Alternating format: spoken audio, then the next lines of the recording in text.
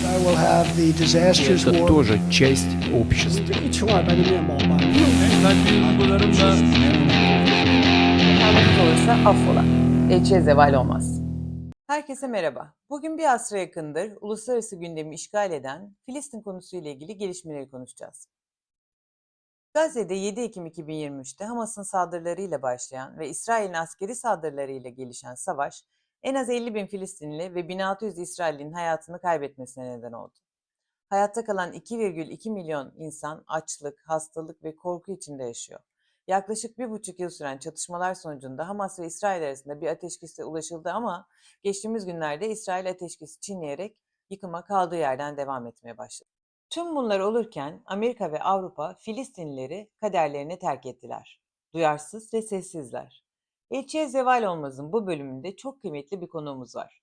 Amerika'nın önde gelen Holokost ve soykırım tarihçisi Profesör Bartov'la konuyu hem genel hatlarıyla hem de farklı yönleriyle ele alacağız. Holokost'un ardından ortaya çıkan uluslararası ceza adaleti, insanlar karşı suçlar, savaş suçları, soykırım suçu, Filistinlerin geleceği gibi çok önemli konuları Profesör Bartov'la konuşacağız. Kanalıma abone olmayı unutmayın. Destekleriniz için çok teşekkür ederim. Professor Bartov, welcome to Don't Shoot the Messenger. Thank you for joining. Thank you for having me. Professor, let's start with Gaza. You initially described Israeli policies and IDF actions in Gaza as genocidal. And since the first anniversary of the October 7 Hamas attacks, you are calling it a genocide. As a scholar of the Holocaust and genocide, could you please walk us through what led to that shift in your assessment? Yeah, so I actually started, as you may know, in November 2023, I published an op-ed in the New York Times where I said that there were already clear indications of war crimes and potentially crimes against humanity. And I was warning that although I did not see enough evidence yet of this being a genocidal action, that it seemed to be heading that way, and that it would be better to stop it now and to warn before it happens than to lament it after it happens. So that was November 23. It was really in May of 2024 that my own opinion shifted. And that had to do with the final operation of the IDF in Refah, when the IDF pushed out about 1 million Palestinians who were there, who had been displaced several times already and had concentrated in the area of Rafah. And in order to move in, and as they claimed, so as to spare people's lives, these people were moved again, mostly to the Mawasi area, to the sort of beach area in southwestern Gaza. And then the IDF moved in. And it was at that point that it appeared to me that what the IDF was engaged in was not simply what it said, which was to destroy Hamas and to release the hostages, neither of which has succeeded, but rather in systematically destroying Gaza, destroying its infrastructure, its housing, its universities, its schools, its mosques, and moving the population over and over again to areas that were considered to be safe zones, but actually were not, and were being attacked again and again. And I wrote about that in August of 24 in an article in The Guardian. In October, what happened, so that's a year after the Hamas attack of October 7th, in early October 2024, the IDF started another operation in northern Gaza, north of the Netzarim corridor, which is about a third of the way down from the northern border of Gaza with Israel. And that operation was clearly following guidelines that were being propagated by a retired Israeli army general who is a sort of savvy media personality, who was saying that Israel should empty the northern third of Gaza entirely of its population, because he argued there were Hamas activists there, Hamas militants, and to do that both by warning the population to leave, using military action, and then those who don't leave to cut off any supplies at all, water, food, anything, which already had been, of course, said right at the beginning, already on October 7th and 8th, 2023. And the IDF, although it did not admit that it was doing that, that's in fact what it started doing. And it continued doing that until the ceasefire. When the ceasefire kicked in, obviously under pressure from Trump as he was coming into office, hundreds of thousands of Palestinians who had been forced to leave that area returned. But when they returned, there was nothing left there. They were basically living on top of the ruins of their own homes. And now that the fighting has resumed, this is precisely what the IDF is engaged in.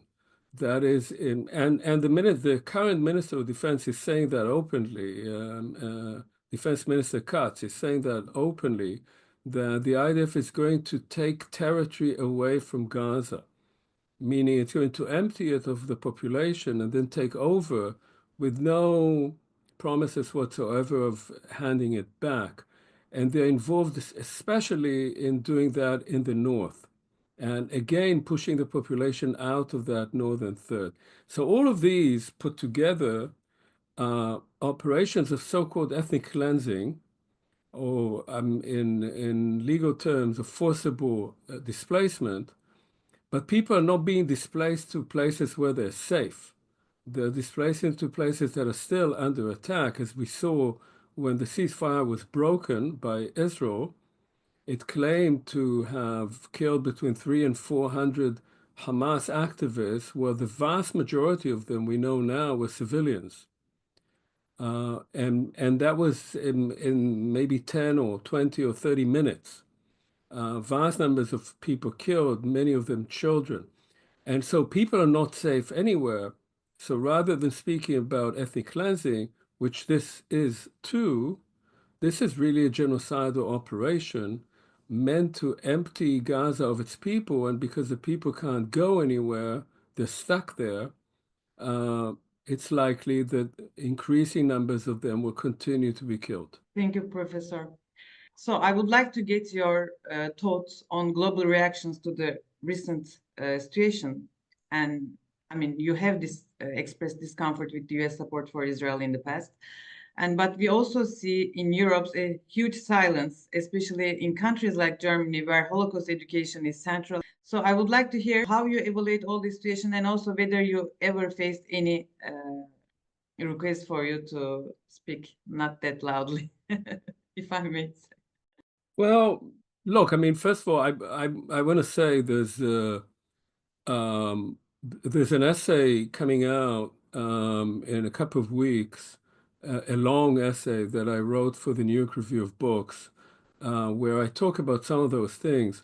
But in the last section, I speak about a book that has just come out that I would recommend to anybody who's listening to this, by Didier Fassin, who is a professor in France and also in the Institute for Advanced Study at Princeton, and who writes exactly about this issue of European reactions, or rather non-reactions, to what has been happening in Gaza. And that is obviously something that has greatly disturbed me.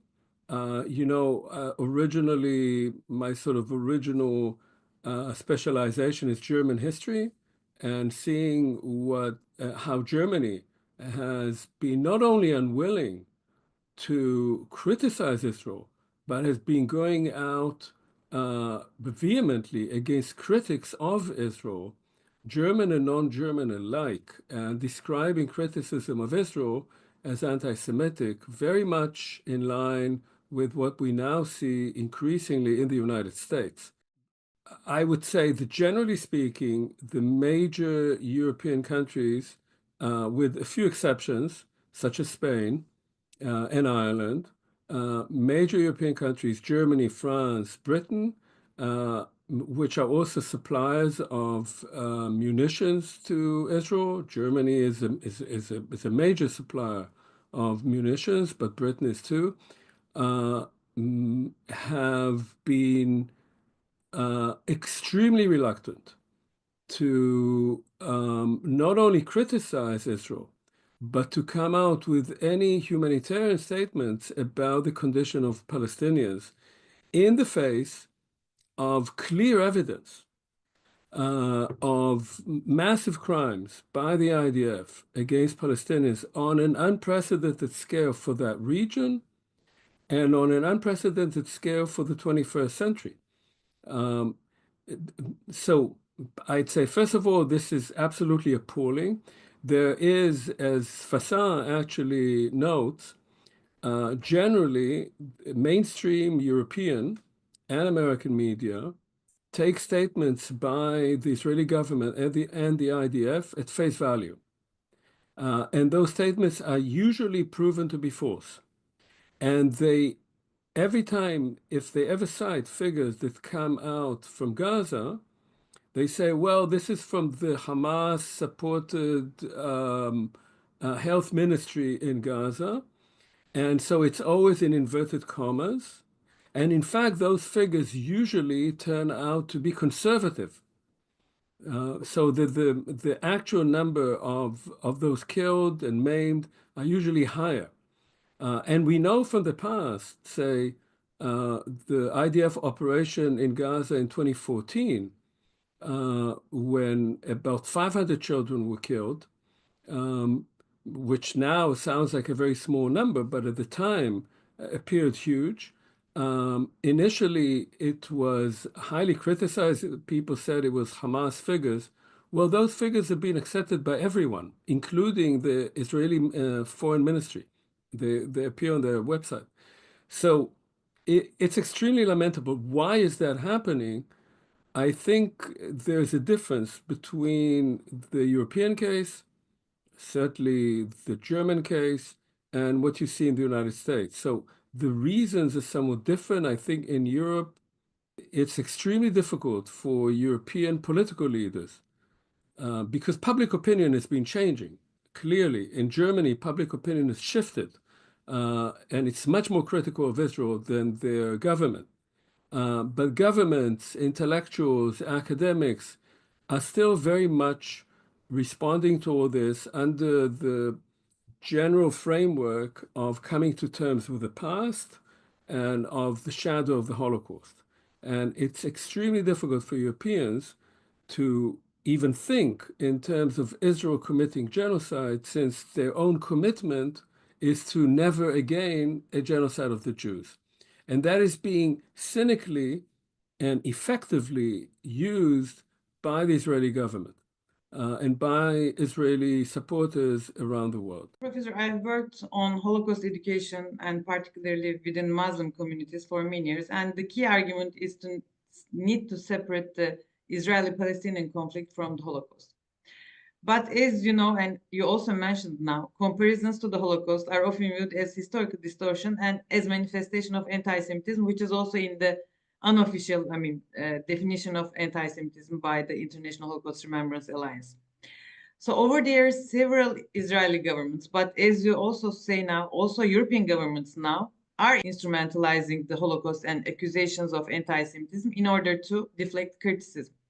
So do you think this strategy will continue to remain effective in the future? Or is there a way we are moving toward a new definition of anti-Semitism? Well, look, I don't know exactly where this is leading, but my sense is that there has never been such an instrumentalization of the Holocaust and of anti-Semitism as we see now. I would say that in the United States in particular, you can begin to see signs that anti-Semitism has become, or anti-Semitism has become the main tool for trying to enforce a new McCarthyism in the United States. That is to silence speech, free speech, academic freedom, in the name of fighting anti-Semitism. That is extremely dangerous. The one main danger of doing that is that it will almost certainly give rise to real anti-Semitism. So it's a misidentification of what are the sources of anti-Semitism.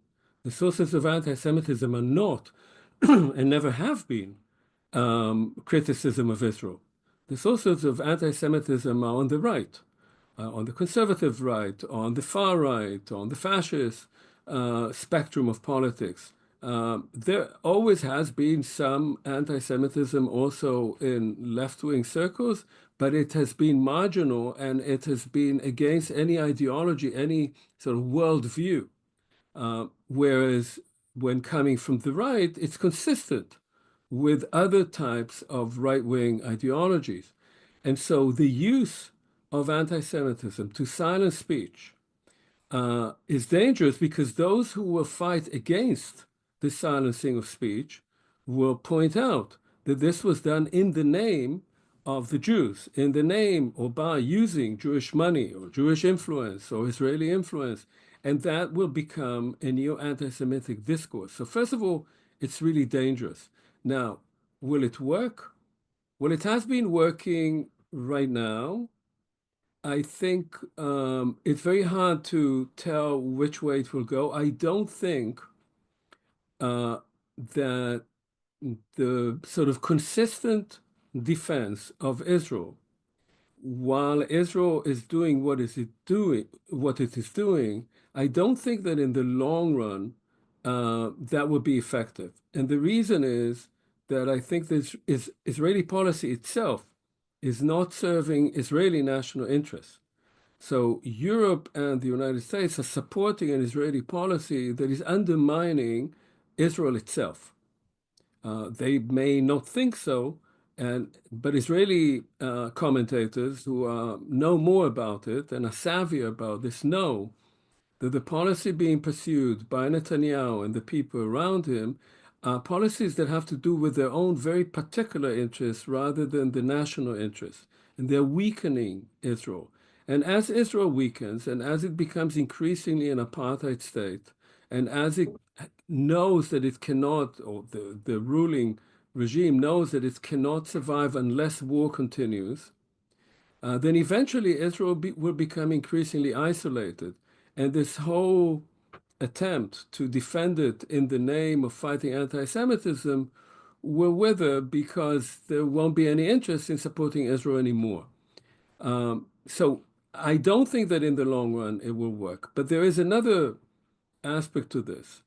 I've been talking about it with people in Holocaust and genocide studies, or in Holocaust studies and genocide studies separately.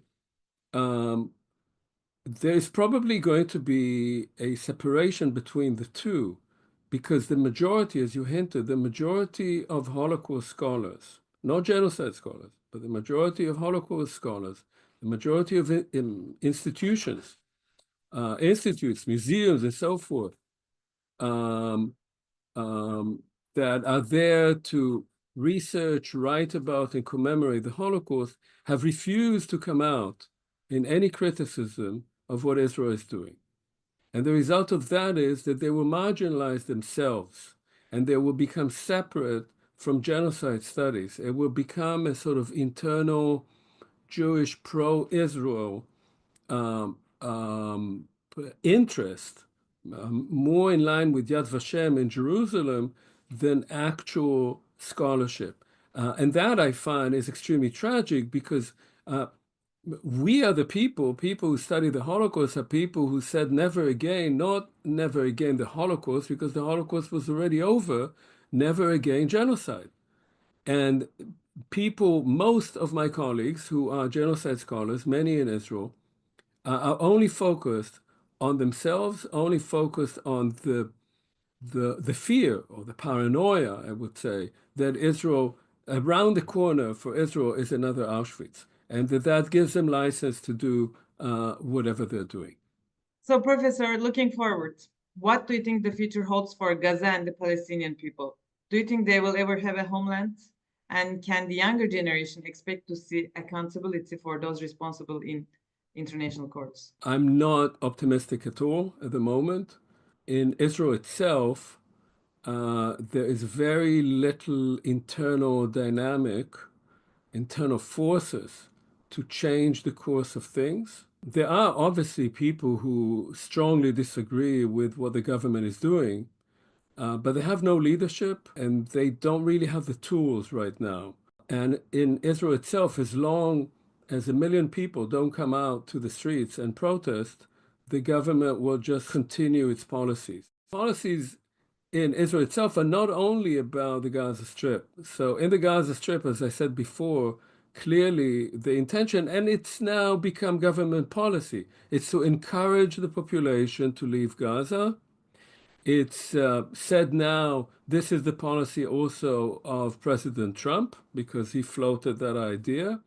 And there is no one in Europe and in the United States, these are the main supporters of Israel, both militarily, economically, and diplomatically, no one to stop Israel from doing that. The only thing that may stop Israel from succeeding in that right now is not even internal political pressure, but the fact that there are clearly difficulties getting soldiers to agree to come back to reserve service.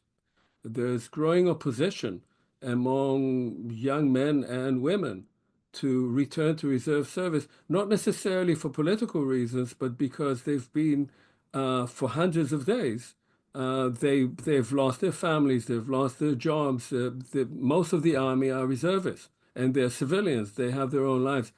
But I don't think this will be sufficient because one has to remember that although people are speaking about war in Gaza, there is no war in Gaza. It's not a war.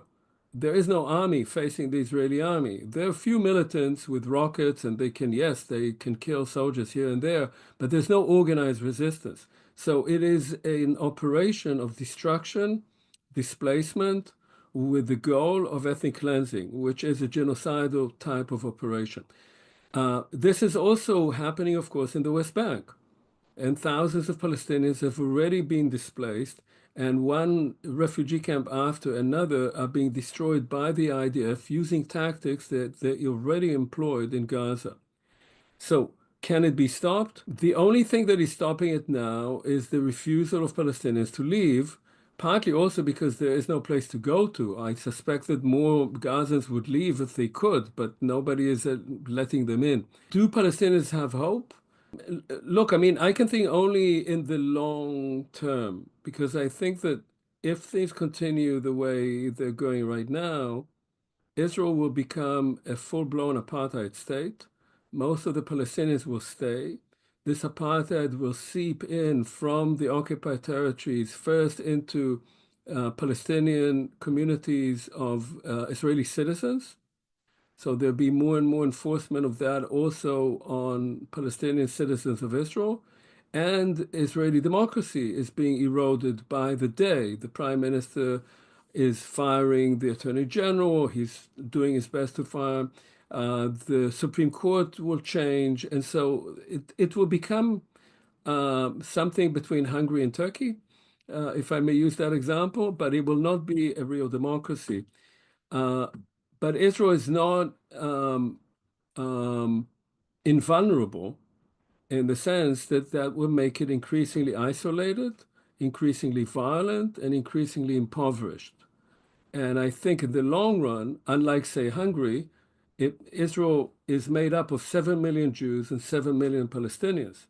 So 7 million Jews have to keep down 7 million Palestinians. In the long run, I don't think it's viable. And potentially after 10, 20 years, the whole thing will implode and maybe there will be a civil rights movement of a different kind.